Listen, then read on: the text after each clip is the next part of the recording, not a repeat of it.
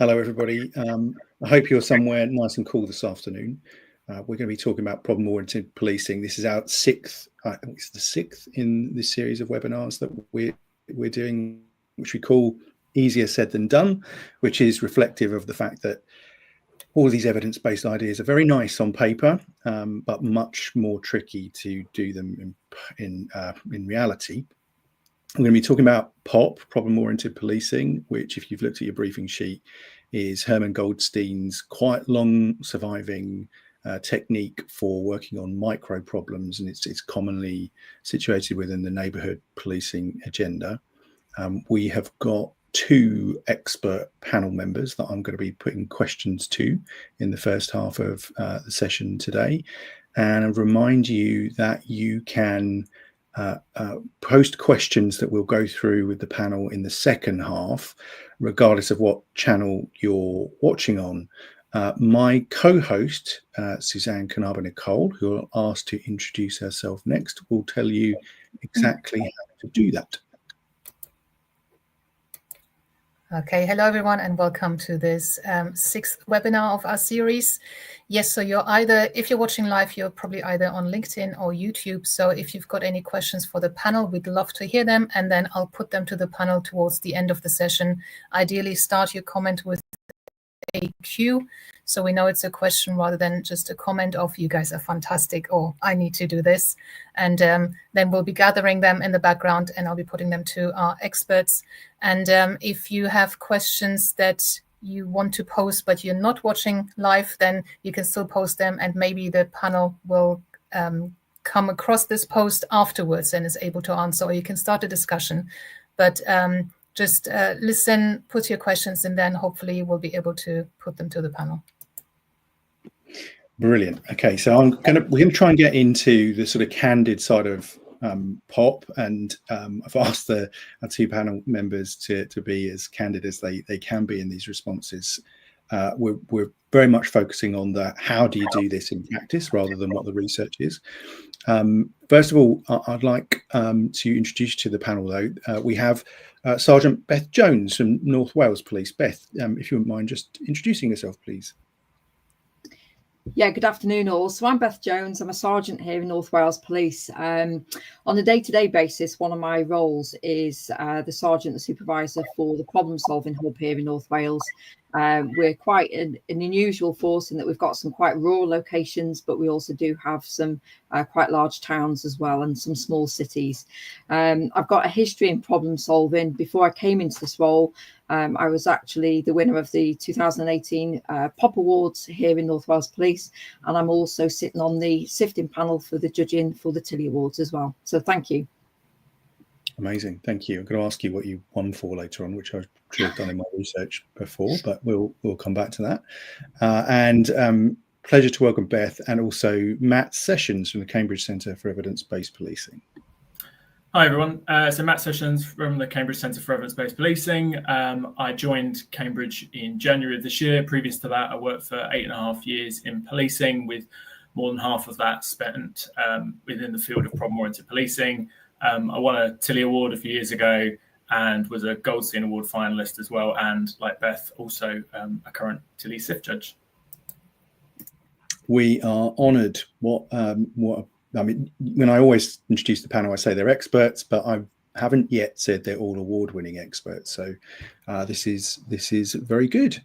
Okay, let's get going. I want to ask you first, and I'm going to put this to both of you, but Matt, let me start with you, because I know you're about to do some training for people getting into the POP world, and this has been around a long time with quite a lot written about it, but it is a feature of neighbourhood policing still today, which is, a major priority for policing in England and Wales.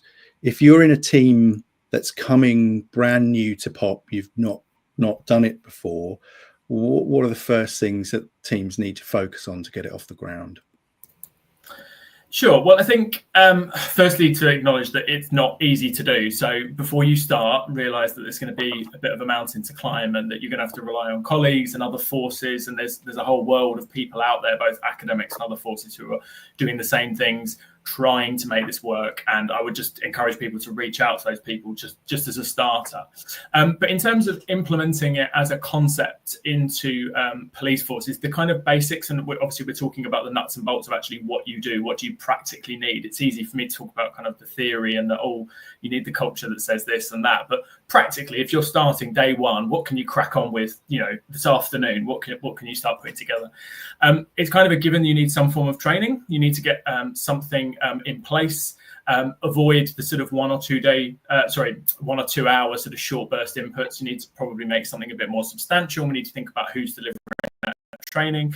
In terms of actually doing problem-oriented policing, you need some form of a recording process. There's many forces that have got sort of umpteen amounts of templates. Everyone, I'm sure, will sort of be able to empathise with that, with the idea that, oh yes, we're doing POP or we're doing problem solving. Oh, where are you recording it? Oh, I don't know. It's on someone's desktop. Or, oh, they've got this old document. They've got this template. Or they're using a new one. They've got one themselves. So we need to sort of define a recording process, which is going to help us with governance and accountability. We need some kind of a tracking and review system in place where we're monitoring it. So someone centrally looking at it to make sure that people are on the right tracks, that they're being supported, and people are being held accountable. You probably need some form of governance meeting, checking in on people to make sure that they're able to do it and they're supported to do it, because it's not like the kind of thing that we can just do overnight and it's really straightforward to do. You also centrally need, and I'm sure I'll touch on it a few times because I sort of passionately think this is the one thing that is really missing in a lot of police forces, not all. You need analysts. You need analysts trained in problem-oriented policing, and you need them supporting plan owners. So you can't just have them as an external resource, sort of to be called upon every now and then for an analytical report. You need them as part of the team. They are kind of central to that. So those are the kind of nuts and bolts. And there's obviously a wide array of stuff, particularly around the culture, that senior leaders, and we might get into it later with other questions, I'm sure. But those are the kind of practical things immediately that you need to be able to start getting people to go out to teams to say, look, there is a system in place. Because I think from my experience, when you train people in it and then expect them to be able to do it, but there isn't that system in place, system of governance and support, they leave the training thinking, oh, this is a good idea. I like the sound of that. That makes sense to me. But they go back to their teams that are already sort of doing other things. They're not being measured by it. There isn't a system in place. So it's hard to capture that motivation. And after a couple of months, the training has disappeared and people have kind of forgotten about it a bit. Yeah, that's really helpful place to start. So it's not an overnight thing. Beth, I wonder if I could come to you and maybe you can say a little bit about the unit you work in now, the Problem Solving Hub, and how it fits into that that landscape that Matt's described. But the same question to you, if a force is starting or a team is starting with this afresh, where would you advise they go first? Yeah, obviously I echo everything that Matt's already said, really. I think for me, what is important is your culture within your sort of organisation, really. I think there's been an awful lot of emphasis on neighbourhood policing when it comes to problem solving. But for me, this goes across the board. We need all departments, whether that's operational policing or even support staff, backroom functions. Everybody needs to have a bit of an ethos of problem solving. And then that is much easier to embed it across the organisation. And then when we're looking at help from your own individual departments as well as external partners, that does make it a lot easier. I think we've also got to be realistic as well.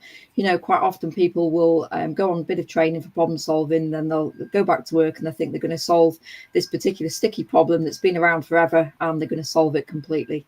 And I always say that to people, be realistic in what you're trying to achieve, which I think is really important, because if somebody's unrealistic and they have a go at it and it doesn't quite work out for them, that could be where you lose them at the very beginning. So, as I say, try and be realistic in what you're trying to achieve, and then that makes it a lot easier when we try and do some assessments with it and see some of the learning points from it as well, because we do know that we're not going to get this right every time. So that's really important. Just to put a bit of context then, for me here in North Wales, I have 2 problem solving coordinators that sit in my team that I supervise. We also do have access to analysts, albeit they don't sit in my team, but we work alongside them. So they're generally called partnership analysts here, but we do use them for our problem solving as well. So when Matt was just talking there about governance as well and structure, we use our records management system, RMS, which is where we keep all of our POP plans on that system. And it's done for a number of reasons, really, to make sure that we're MOPI compliant. So that police information, making sure that everybody's got access to it. Because I think we found this in the very early days of problem solving, is when people had templates on desktops, work was being undertaken, but others in the wider sort of organisation weren't able to access that. And that was, very much a problem. So that was sorted out straight away, that all of the templates that we use go onto this RMS system. We have 2 templates here. We have a full POP plan and we have a POP on a page, which is just an abbreviated version of it, really. So my coordinators, they're responsible for having those first discussions when a problem is potentially identified. One of our colleagues will come to us and say, I think I've got a problem. What do you think? Can you help us? So we'll talk through that. And, we're looking at the very basics at the very beginning. We'll sort of go through all the cheers tests with them. Have we got the rationale? Is it definitely a problem? And are we going to go further forward? If it is, we will then create one of those plans and one of the templates. So usually here, our criteria for a full plan is potentially if problem solving has been tried in that area or with that individual previously, we'll use a full plan this time around. If we've got more than one partner, we will also use a full plan as well. And the other side to that is the POP page. That's usually if there's never been any problem solving done either at the location or with the individual before, and potentially we may just have one other partner to work with. So it's just an abbreviated version. It goes through exactly the same process, and we use SARA model here. And it's so simple. It just guides people through it. So all the way through the process, our coordinators will work alongside the plan owners. So at the very beginning, once we've decided, yes, it is a problem solving plan, they will then discuss with them what they need to do for the scanning side of things as well. So we go through that, and then we'll usually give them sort of 7 days to get started with that. And we point them in the right direction, where they need to go to, potential partners, where we'll get other data from, all sorts of things like that will be discussed at the very beginning with scanning. Then our coordinators will review what's been done, that's quality assured and it's scored, and we actually keep a spreadsheet as well of all the plans that we've got in the force at the moment, and that's in the transition period now of going over to Power BI for us, but that's how we do it at the moment. So once we're quite happy that scanning is good, it's hitting the quality mark, everything that we can think of has been done at that point, then we'll move through to the analysis section. And we do this all the way through the process. So we will have that coordinator who's allocated to that individual plan, and they will sit alongside it. So the reporting officer or the plan owner will be responsible for keeping in touch with the coordinator. So through the life of a plan, we will review that plan every 2 weeks once it's up and running. So alongside supervision out on district, so whether that's with a neighbourhood policing team sergeant or even a response officer sergeant, or even if it's a backroom function who will have their own supervisor or manager, we will also review that every 2 weeks as well and make sure that things are progressing as they should be. Or if there seems to be a bit of a sticking point, we will then have that conversation with them. What do we need to do? And if we need to rerun through any of it as well, we will have a look at that. So pretty much that's the way that ours runs. And then we will review them fully at 3 months, 6 months, 9 months and 12 months if the plans are still open as well. Just to make sure that we have not got any major changes. And obviously, if we need to go through and run the cycle again because new information has come to light or something has changed, which has been affected potentially by our responses, we will keep looking at that and we will review it accordingly. And then when we feel that we have got to the stage of assessing and that we're quite content that everything's been done, we will do the assessment. And then we will also ask the supervisor of the plan owner as well to put a final closing template on there.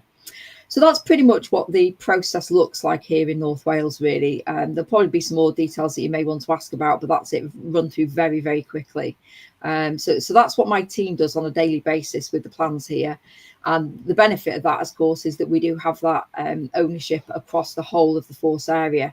So if somebody comes to us and says, I've got a problem with this, we then know actually somebody else is working on it. And I know that's something we may touch on about how do we share good practice as well. But that just gives you a bit of an overview of what problem solving looks like here in North Wales. That's absolutely amazing. Thank you, Beth. And in preparation for these sessions, I come up with a list of questions and then share them with speakers so they know what's coming down the line. But you've just given me 27 new questions, so I'm going to rip up the entire list and go back to that. Matt, I'm going to come back to you in a second. But Beth, you've obviously, I just want to follow up on one thing you said there around culture, which you said right at the start. And you said, obviously that's really, really important. Matt, you said the same. I'm guessing, Beth, your exec leadership is heavily bought into this as a work plan, hence your resource being there. But do you see anything on the ground, because you've got a specialist unit, what's the cultural engagement like from the neighbourhood policing teams, given that they've got a central unit they can go to? Do you think it's something that helps them sort of foster that, or is it, okay, this is great, we can throw it over the fence to another unit to help us here? What's that like in practice? I think, being completely candid, which is what we said today would be, a number of years ago, our Deputy Chief Constable was really bought into problem solving, and he committed to speak to everybody from an operational policing background on a one-to-one sort of session within sort of training sessions that he did. So that was the commitment that he gave. Unfortunately, that member of staff has now retired and left the organisation. So we've had a little bit of flux in the meantime. But in the next sort of 6 months, we are looking to reinvigorate this with our senior leaders. And it's our new Assistant Chief Constable who's going to be the portfolio owner for us here in North Wales around problem solving. So there's quite a lot of work that we need to do to perhaps regain some of that ground. From a culture point of view, on the actual coalface, if you like, operationally and practically, a lot of our areas have been using problem solving now for a number of years, and with that comes positives and negatives. Positives are if they've had some really good wins and they've had some really good problem solving outcomes in the past, then it speaks for itself. They know it works, and they're usually the ones that are quite good to actually say to other people, look, here's somebody, I'm not preaching about it, this is somebody that's actually done it. They can tell you how it works, some of the pitfalls they encountered during the process, but what was it that worked for them and how they can share that with you. And that peer support is really good as well. So that's something that we do try and foster here in North Wales as well when it comes to culture. I think the other thing, talking about culture though, is that we are very heavily committed for training when it comes to problem solving. So every single new police recruit as a police constable will have problem solving training, albeit it's only a small session, but it's at the very beginning. So from day one of them starting with North Wales Police, they know that we're a problem solving force. Every single one of our PCSOs will also have that input as well. So from day one, they know that that's something that's expected of their role as well.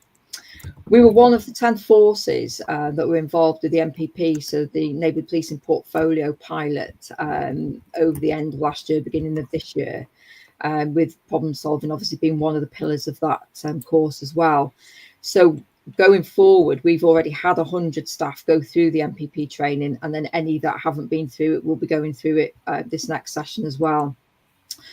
On top of that, we also are committed to providing training to our first and second line leaders, because this for me is the big area here.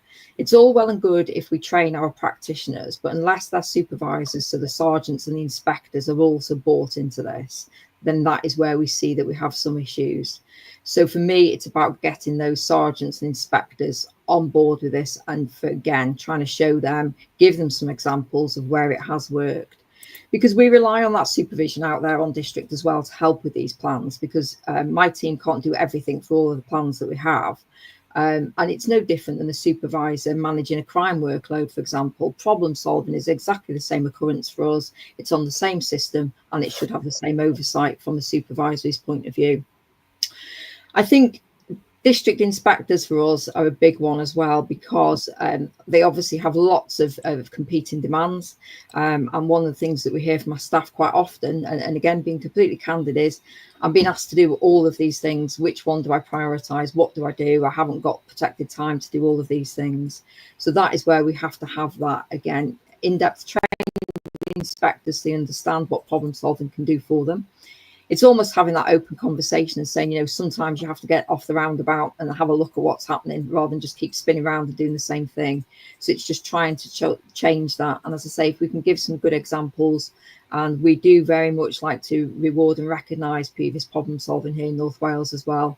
And then we can make sure that everybody's aware of the benefits of it, really.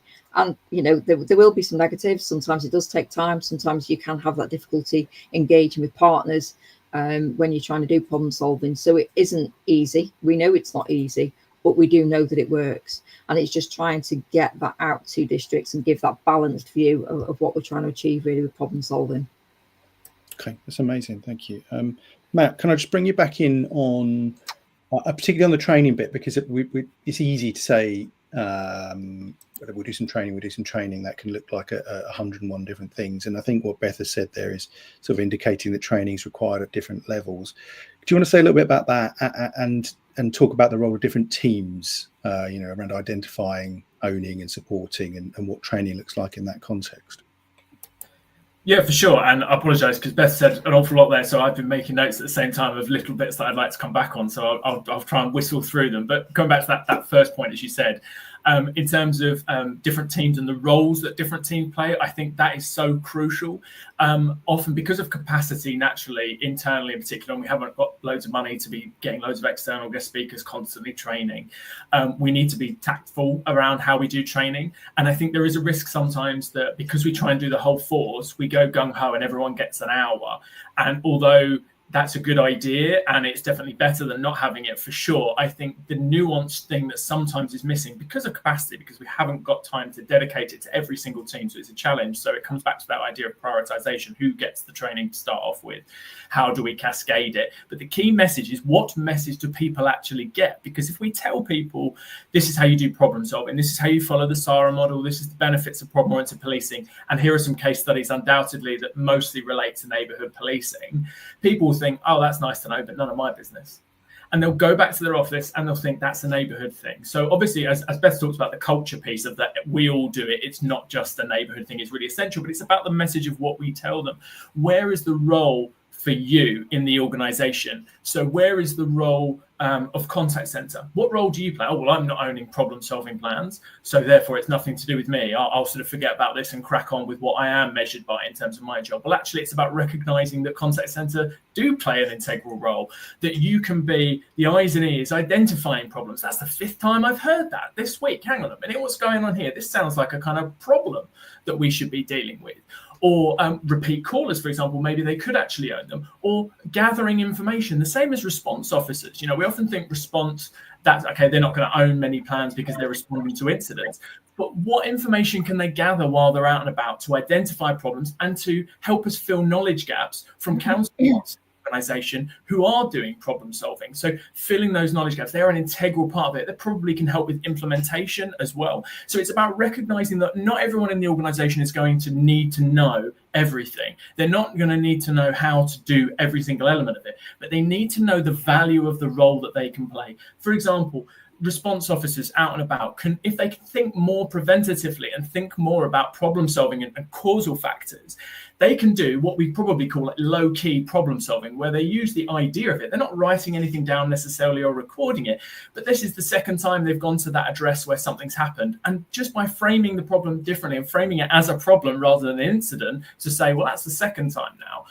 Before this spirals into 3, 4, and 5, because I can see the way that it's going, because I've dealt with these sorts of things before and I can see what happened.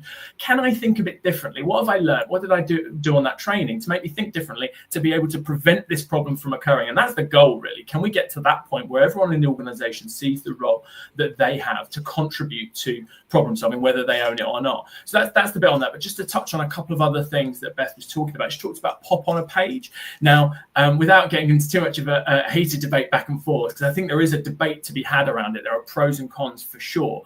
I'm probably more on the purist side of problem-oriented policing, and I really believe that it's fundamentally different to much of what we do in policing, and it requires an in-depth looking at problems. It requires prioritization to identify really challenging problems that are not going away.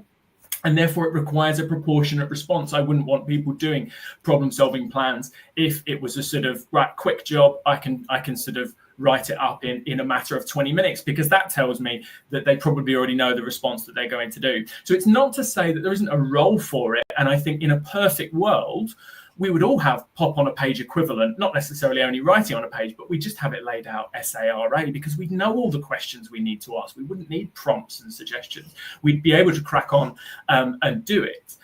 But the challenge, I guess, is if you create a two-tier system, the challenges of that is that you might want to, and obviously I'm sure Beth's team, and by the sounds of it, in terms of the governance, to try and manage who does what. Well, this isn't really suitable for a pop on a page, because there might be some problems we can demonstrate the logic, and that would show incredible embedding of problem-oriented policing. The fact that people are doing it low-key, like I explained in that example, response officer goes to address, they think in a problem-solving way. Maybe they check back a week or two later to see if that problem has recurred. So they are doing it, but it didn't quite need that full length. There is great value in that. So I think in an ideal world, we would have that. I think where I struggle with is that if we open the gates to that, it may have a detrimental effect for the idea of what it really is in the first place, which is complex embedded problems that takes a lot of time and effort to resolve. Very quickly, Beth also mentioned about reviewing assessment at the end. I think assessment is one of those key problems that we have in police forces with problem solving. We do leave it to the end. We forget about it. Really, it shouldn't have been called assessment. We probably, with the gift of hindsight, something more like monitoring or tracking, to try and get away from the linearity. And again, we could talk, I don't want to harp on too much about specific things, but we could talk about the linearity of the SARA model and the challenges around that. The fact that, yes, we teach it as it's not linear. We say we can go back and forth. You can learn something new and come back and change your mind. Of course you can. But we know actually the reality is it's very hard to get people to do that. It's very hard to get people to think about monitoring the problem before they've put any responses in place. They take the baseline measure at the start.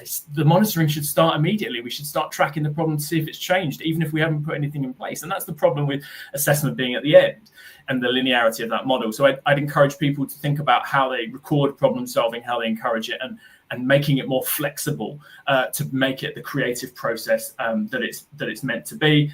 And finally, Beth mentioned about senior leaders and that classic problem that Beth's had and so many forces have had, which is they get one really brave, bold leader who says, we're going to do this, and they're really passionate about it, and they lose them. And one of those key things, because they moved on probably to better things, because they've done really well, one of those key things is successors. So identifying early on, well, actually, if we lost this person, how are we going to fill the gap? Where are the next 2, 3, 4 of those people? How can we get them supporting the process now and ready to step into those shoes to support in terms of sustainability? Sorry for covering. No, it's great. And the thing is here, we could talk about, we could go all day, and there's so many bits in what you've both said that I'd like to pick apart. But Beth, can I come back to you on pop on a page, because conflict generates clicks. So come back at Matt and go on back. No, of course, that's absolutely fine. Everything Matt said, I do agree with, really. What we did was, over the last few years, we've tried to get some feedback from our teams as well, because we need to understand why people aren't problem solving when they should be doing it.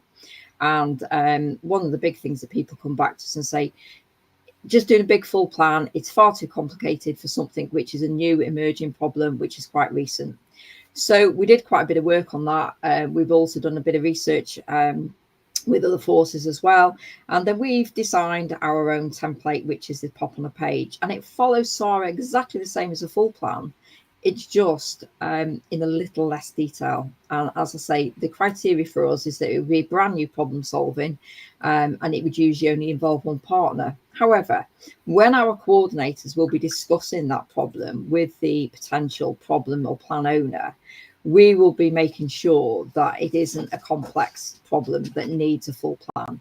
If it is something, as I say, which is quite recent, early intervention, I'm a big fan of, before things get too far down the line, too complex. If we can get into somewhere really early and do a pop on a page, we usually find that we do have success with it. Not saying that, things are perfect on a pop on a page. No, they're not. But the other side of it was that we were also seeing that people were reluctant to do problem solving because they found it too admin heavy. In an ideal world, we would have the analysts working with us full time who would be able to do a lot of that scanning analysis work for us on the plans, but we don't. And also, whilst they are important, we need other evidence to go in that section. So it is really important that the plan owners take part in that, and also our partners as well. So to come back to pop on a page, for me, two things really. One, it was a way of trying to encourage the sort of lower complexity problems to be problem solved, and giving our teams something for the feedback they'd given us to say, we are listening to you, let's try it. We tried it and it seems to be working well. We do have the ability of our coordinators to check through at the very beginning, is this suitable for pop on a page, or is it more complex? And of course, there's nothing stopping us through the process. You know, Matt's just explained there, it is a cyclic process, this, it isn't linear. And as that process progresses, if further information comes to light, it becomes more complex, we can then move it up to a full plan. And it just gives it, the template is just a little bit more detailed than the pop on the page one, really. So it works for us here. As I say, I know Cheshire, once they saw it, because we're part of the West Coast collaboration here, once Cheshire saw it, they asked could they use it as well. And as far as I believe, they're still using it as well now. We've not heard anything to the contrary. So it works for us. It may not work for everybody, and I do understand Matt's discussion there around the purist side of problem solving. But as I say, for us, it's been really successful. Okay. So I want to take there's 2 points I wanted to cover with you before we go to some of the audience questions that are coming in, and I encourage viewers to keep putting those in. The first of those is about partners, and you both touched upon and alluded to this. You know, non-criminal justice responses are the kind of cornerstone of the response part of the problem-oriented model. But that is easier said than done, because they're challenged for time and resources as much as police are, in some cases more. I'm interested in, and Beth, I'll start with you just from the North Wales perspective, if I may, about how you're practically engaging partners and keeping them involved on the ground. And then Matt, from that broader view of multiple forces that you would come into contact, the same question. But Beth, if I could throw that to you first, please. Yeah, no problem at all. Partners can be quite difficult. And I think whilst organisations are easy to engage with, sometimes it's finding the key people within those organisations and the partners. We need to be working with people who are the doers, who are able to authorise things. So that is a big, I would say, big consideration when it comes to problem solving with partners. It's not necessarily just having somebody sitting in that chair from that organisation to say you've consulted with them. It's around finding the right person in that organisation.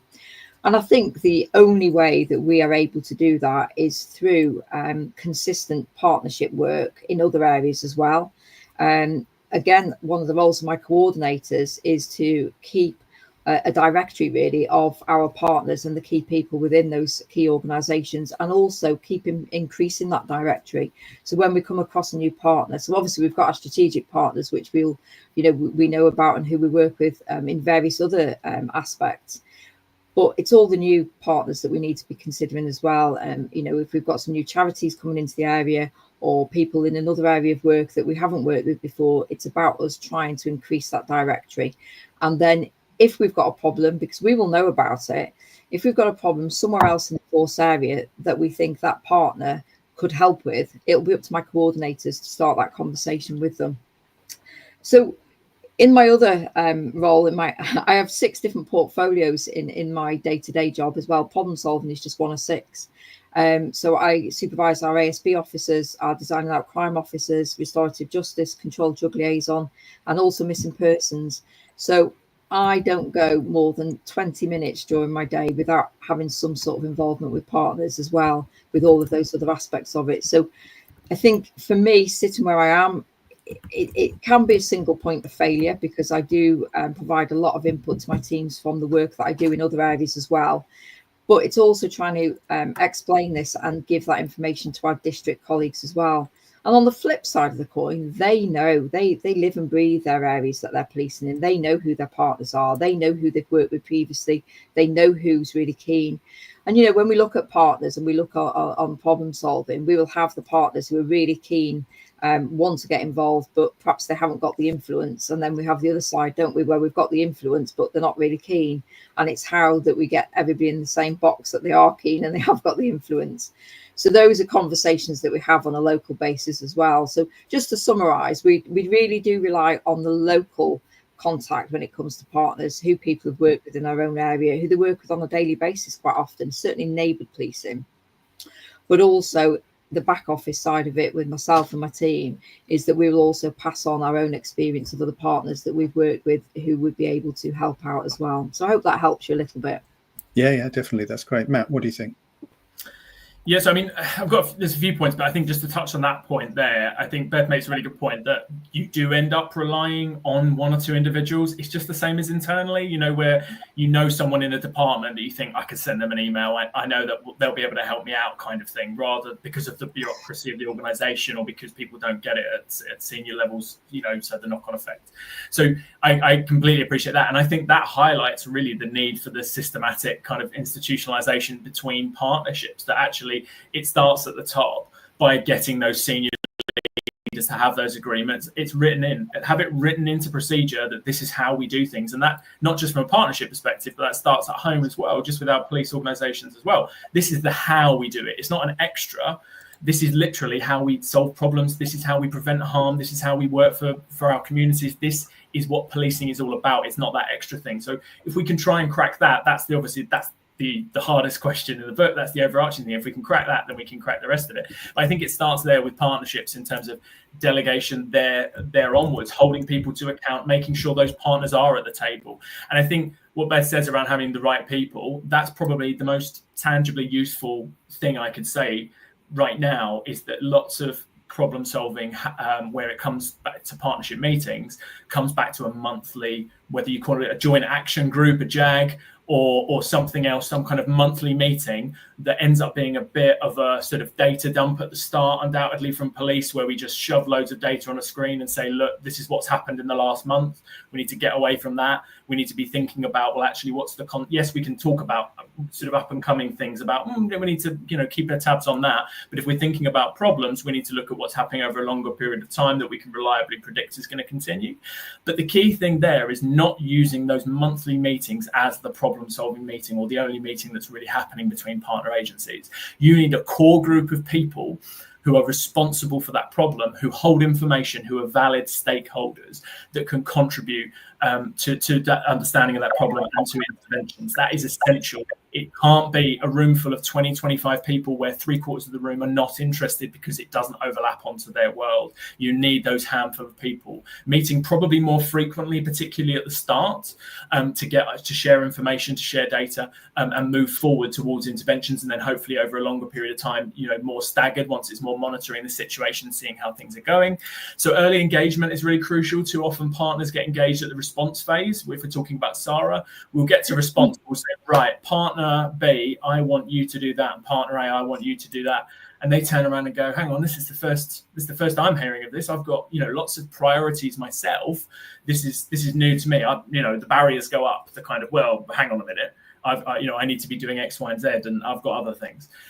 If we bring people early and I always say, take the journey together, identify the problem together, identify the causes of the problem together. If you go on that journey, it is so much more powerful if you've done it together rather than being told. If we say, we're the police, there you go, we've got all the cards, we've got all the information, we've told you this is what we're doing, this is what we need you to do because you've got those powers, the barriers go up. It's not a partnership fundamentally. A partnership everyone would have a seat at the table to be able to present ideas about, I would like to focus on this. I think I could do with these partners around the table to support me. How are we going to do it together? Apart from that, sharing resources, sharing roles. Beth touched on that in terms of whether you've got an analyst that can maybe wear both hats in terms of supporting problem-solving work from a multitude of partners, access multiple sources of information. That would be incredibly useful. And on a practical sense, again, if you're listening to this and you're trying to do it tomorrow, don't boil the ocean. Don't go after the hardest problems. Don't try and do it all on your own. Share the load, share the responsibility out, assign people actual roles to support, not will we say we're doing partnership working, but really it's just us doing it, the police, and we'll touch base when we need to. Make it properly a partnership. And as I say, go after something, that's not a non-problem, because that is a terrible idea to do and will get you stuck very quickly when you realize it's not really a problem that you should be focusing on.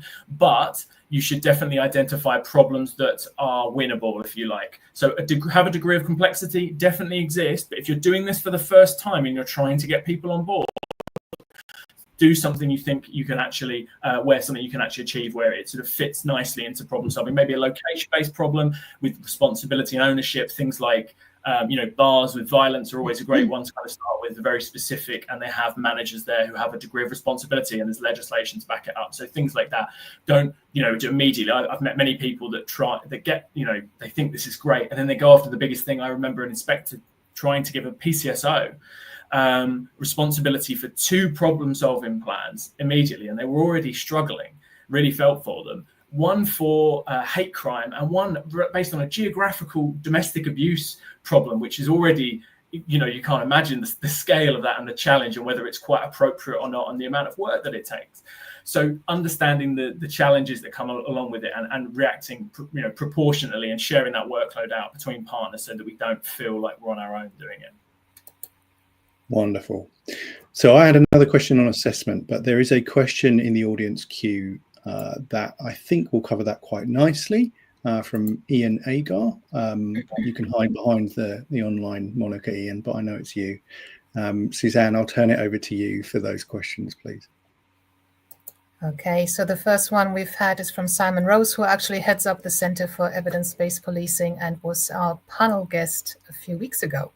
So he's saying, POP has been around a long time. It appears that over the last 30 plus years, policing has tried to implement and embed it properly on many occasions, but it hasn't stuck. Why do you think that is? Who wants that one? I'll have a go since it's Simon.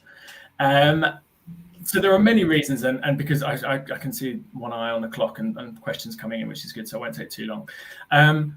Why has it failed to embed? There are many kind of cultural aspects about policing. I think the fundamental, most important one is an understanding of why police exist in the first place. We go back to Pelion principles right at the start of modern British policing. And that says fundamentally, the existence of police is to prevent crime and disorder. And if you believe that in your heart, that rather than reacting to incidents and investigating crime, yes, that's important, but it's still second to preventing it, then you can become a problem solver. You can sort of align yourself with the principles of problem-oriented policing. And there are many people that try and do that, and senior leaders that try and do that. And in their heart, they know it's probably the right thing in terms of prevention, but they get stuck in the conflict of something that I would probably say arbitrary target setting around outputs and outcomes.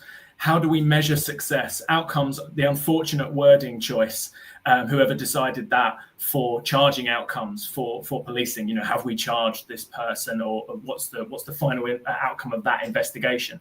That unfortunately conflicts with problem-solving methodologies and the core idea of problem-oriented policing, because when we talk about outcomes, we're talking about the absence of crime. That final goal is everything that we're doing contributing to reducing crime, making people safer. So there's conflict there when you talk about outcomes. But unfortunately, where we measure success quite often, and it's not to say it's always the case, 100% people get it right, many times. But there is a general tendency, if I was to pick one thing, sort of something running through it all, for us to fall back onto measuring, well, how many intel reports have we got this month? How many arrests have you made? How many community engagement events have you done? And we reel all this thing off. How many knives have you seized? How many knives were in the amnesty bin?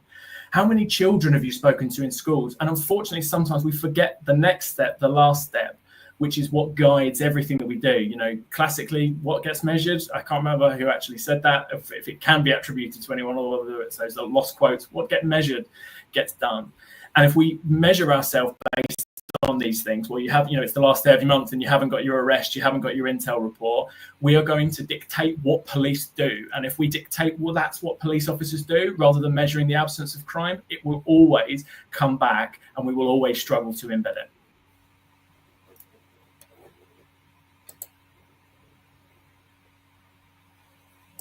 Okay, let's have the next one. So this one is from Lindsay. Hi, Lindsay. We're actually starting a research project together on virtual reality training in police. She's saying POP is frequently compromised by lack of resources in response. How can we create a culture in policing where all ranks and roles recognize the importance of POP? Who would like this one? I'm happy to go again. Yeah, I was sorry. I had a bit. My mute button was stuck there for a second. Let's alternate. Go. Sorry, Matt. I think this one is very similar to what we've just touched on with two particular things, really. First one, I think, is culture, which we've talked about in quite a bit of detail, haven't we? So that is very much down to your own organisation, how you can change that culture. Some forces have very distinct lines between neighbourhood policing and response policing and patrol policing, whatever your organisation calls it. And I think for me, that is where we are struggling at times, and that they should be a little bit more blended. And it isn't just neighbourhood policing's problem to do problem solving, if you pardon the expression. So I think for me, that is one thing that we need to try and do, is to try and ensure all departments have that understanding.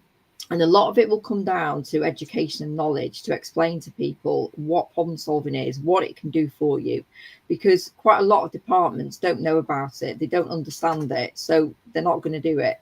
And I think that is really important, that you have that culture across your whole organisation, which I mentioned previously. And I think, just again, conscious of time, just to pick up on the points that Matt's just mentioned now, the public want to see, don't they? They want to see facts and figures. How many crimes we've detected, how many arrests are made, how many times people are charged. They want, the big sort of stories, prison sentences, etc., etc. Nobody is asking what we've prevented, and it is also very hard at times to actually measure what you've done. What does prevention look like? So again, the public are asking for particular things, I think. So that drives what we do. And again, I think that comes down to understanding the education, that they don't understand the prevention side of it. So there's a number of elements there, and I don't think it's particularly easy to get over both of those, really. I think the one that we've got more control over is culture within our organisation, how we can make that change. As I say, public perception is another one. But they're two quite tricky things to do. But I think for me, that is where we are struggling, to get that embedded culture and to keep it consistently there. So we've talked about potentially, with different personnel from organisations leaving and moving on, and there being that little bit of a gap of a driver from senior leadership. But we need to make sure, if it's embedded properly across the whole organisation and it's day-to-day business, which is what we need it to be, then we're not relying on that single figurehead so much, on that when there is that transition, it doesn't cause us as many problems as it can do if you've only got that one figurehead. So hopefully that may answer some of the things that you talk about, but I don't think there is an easy answer to it. And just to follow up on that, one thing in particular before we go to the next question, practically, so Lindsay asked about culture, and we talked a bit about culture and the challenge of that. Practically, what can people start doing? They can start allocating ownership of problem-solving plans by rank. They can start giving it to people based on the complexity, the extent, the risk associated with those plans. Now, again, I'm generalizing here massively, and there will be people out there say, but we do that, and that's great, and that's really important. But to generalize across a lot of UK forces, overwhelmingly, POP plans, or problem-solving plans, whatever you want to call them, are owned by PCs and PCSOs. And I think that is a fundamental flaw in the whole system. It's gone, Goldstein, when he initially came up with the concept, was not necessarily envisaging frontline officers owning this work. He was envisaging them supporting it, definitely, the eyes and ears, the out and about. I think Beth touched on earlier, it's not just about data analysis, for sure, because those officers can be engaging with partners, acquiring data from them, doing surveys, talking to the community, visiting locations. There's so much they can do to support the data, to support the data work that's going on. But fundamentally, ownership of those plans, because if you have an inspector, a chief inspector that owns a plan, and they're held accountable, they know they're held accountable by a certain senior leader, and therefore they're going to make sure stuff gets done. But also they've got access to resources. They can pull on people and say, I would like you to go out and walk the beat for the next 2 hours, and I want you to answer these questions about what you see. I would like you to devise a survey with the central survey team that's going to go out to the public. I want you to go and touch base with our partners so we can arrange a meeting to get it going. I'd like the analysts to start working on the data. Let's have a group meeting together where we can say this is what we're going to do, and actually have access to funds and resourcing to be able to implement some of this stuff. And yes, there's always going to be times where it's going to be appropriate for non-managers to own plans, depending on the nature, the complexity of the problem. But fundamentally, I think we don't see enough of that.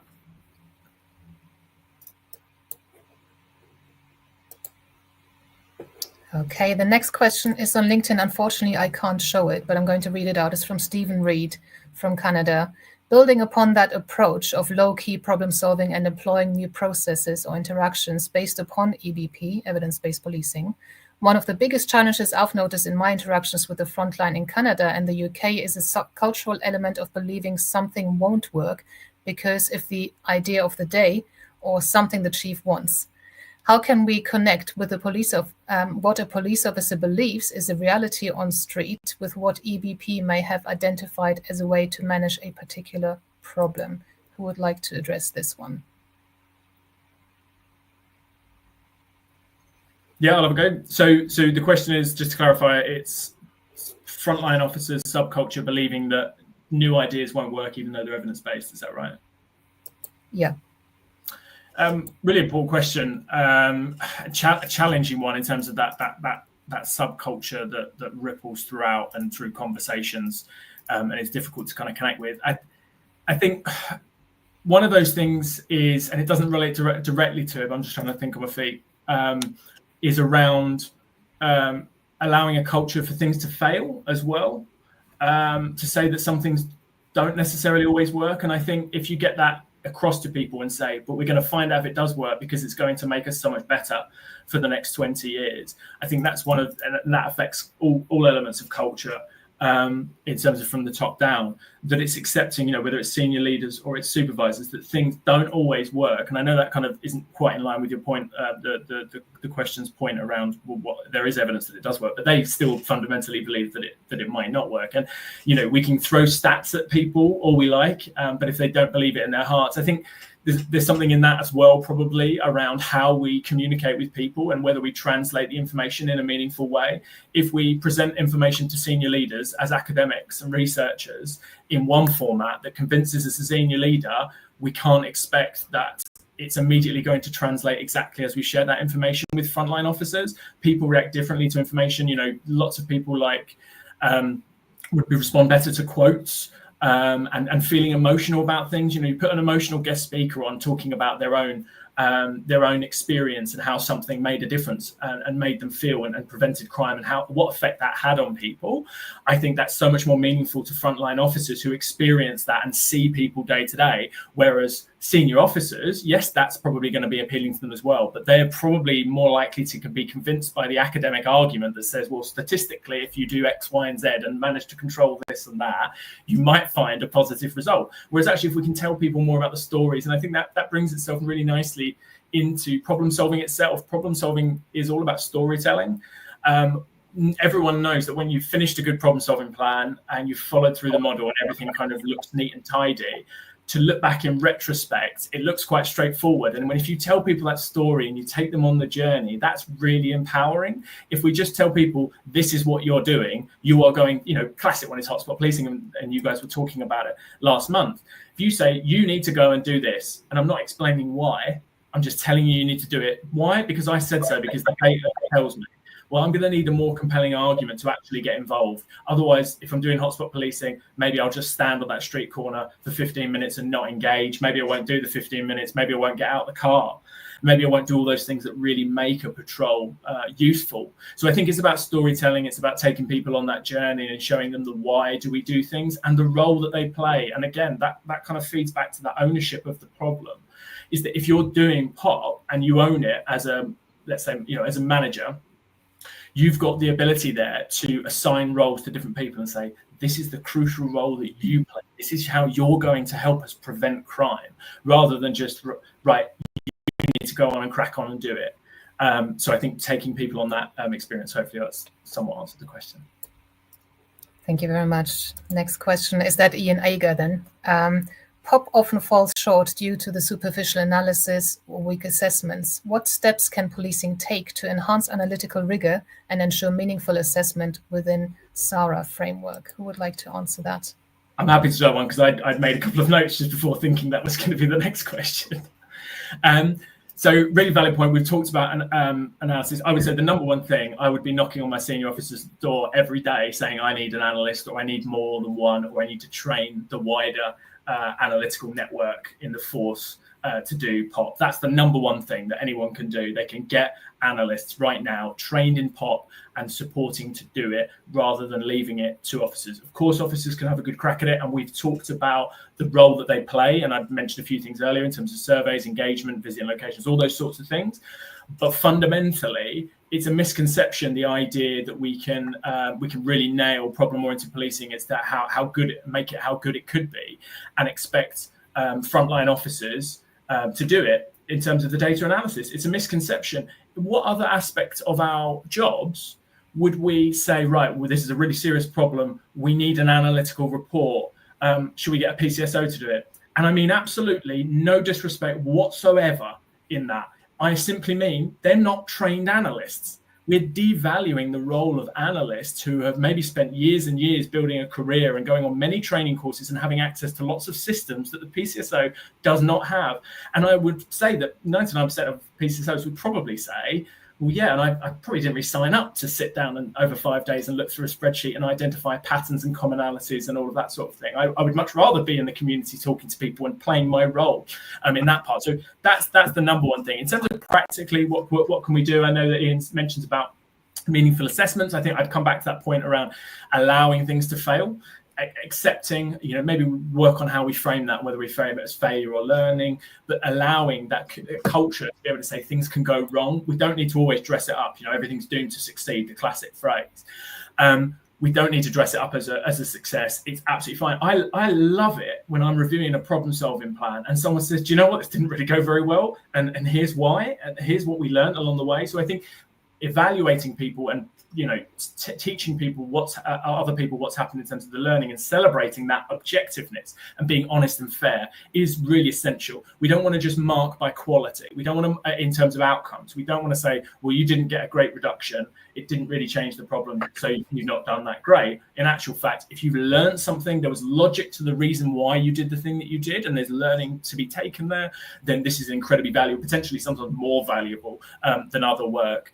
In terms of other things, Power BI, automation, those kind of things that are going to help us monitor it in terms of those meaningful assessments. They can be done more generalizable across the force if we don't always have access to an analyst to support that.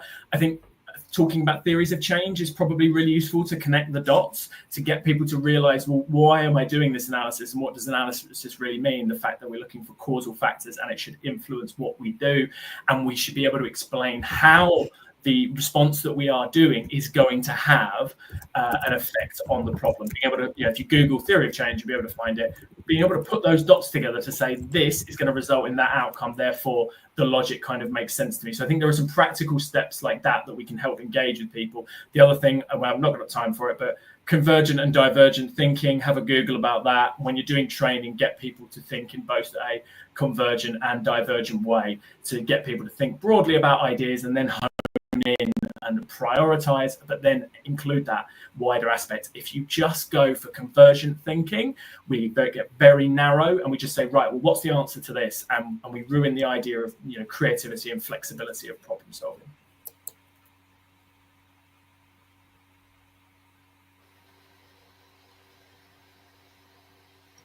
Beth, that's over to you. Yeah, that's great. Thank you. Just a couple of little points just to add to that, really. As I say, just agreeing with everything that Matt said there. For me, qualitative data is really important because quite often we don't ask these questions. We just rely on data, facts and figures. So We did touch on it very briefly there about, how are people affected with this, and what does that look like now after the problem solving has been run through. So that can be really impactful. So actually, your objective was maybe to reduce something by 50% for argument's sake, and you've not quite got that. It's not a failure, because when you go out and talk to people and they're telling you that their quality of life is so much better now after the interventions you've done, then for me that is success, and that's really important. So whatever we use as our baseline for your scanning, we do need to revisit that again when you come to your assessment. And that's exactly the same with your data sources as well, because quite often people do just stick with police data or their own organisation data, and they don't look at what other data we can access. And again, it's asking the public as well at the very beginning, what does this look like for you? Why is this happening? Very rarely do we ask people why are they behaving like they're behaving. So we can see an individual which we think is a problem for us, but nobody's ever asked them, what's causing this. So for me, as I say, it's very important that we look at the qualitative data as well as quantitative. We look at doing the assessment based on our baseline data at the very beginning as well, making sure that we've got everything we can possibly get hold of when it comes to data, and not just rely on our own. And also, let's do the assessment over a decent time span as well. Where we are up here in North Wales, we do have seasonal changes quite significantly with people coming on holiday up here. So if we're going to do an assessment on something outside of that area where the problem's been caused, for example, if we've got a summer problem and we do the assessment in November and December, of course it's going to reduce, because seasonality will tell us that it's going to reduce. So we need to be sensible as well, what time period we want to do our assessment over. So it's really, really important that we, look at some other considerations when you are looking at a really good quality assessment as well for problem solving. Thank you. Thank you very much. And I'm going to draw it to a close because we like to be punctual, but we've got more questions in the canon, and I'll ask our panel members to compose some responses to those, which we'll distribute around with the briefing notes that we do after we've finished. The last thing I need to say is thank you to our panel members, and part of that thank you is to say that there are 2 slots left on Matt Sessions' next problem-oriented policing course, and you should look on the Cambridge Centre for Evidence-Based Policing website for more details. I hope you all stay cool this weekend. Thank you very much, and we will see you again in future. Thanks, everyone.